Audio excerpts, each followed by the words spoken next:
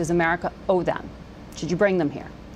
Well, I think that we should bring people here who helped us and have been properly vetted, and that's very, very important because a lot of the people the Biden administration has brought in have not been properly vetted. Are you talking about Afghan vets? And I think the most important, certainly the Biden administration has let in Afghan nationals who say that they supported Americans but actually did not. We also remember, Margaret, there was a lot when we were in Afghanistan, a lot of so-called blue on green or green on blue violence where people who were allegedly supposed to help us killed American troops. So I want them in our country? Of course I don't. In fact, I wish they weren't on this earth anymore. So we have to be careful about who we let into this country. I'm talking about people who worked alongside United States service people and if they're on the ground in Afghanistan. And if they're properly vetted, I think that we should help them. Some of them don't want to come here, by the way, Margaret. Some of them would like us to give them safety in another country. I ask you that because President Trump said a few days ago he'll suspend refugee admissions to the United States. Exactly, because we're not properly... But you're saying not in this case. No, absolutely I'm saying in this case, Margaret, because we're not properly vetting the people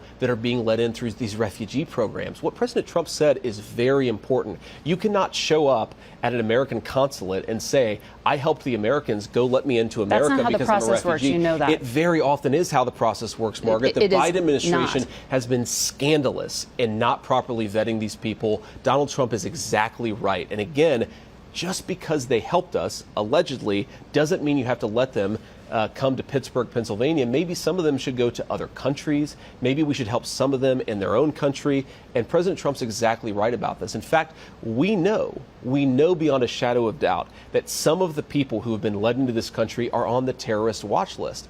That is disgraceful. I think Trump now is you're right that we should conflating stop a few it. different things. You are now talking about people who have come in through the southern border versus people who were vetted and worked with U.S. intelligence. We've certainly let in people through refugee resettlement who should not be in this country. Absolutely, we have. We have not properly vetted everybody who's come in.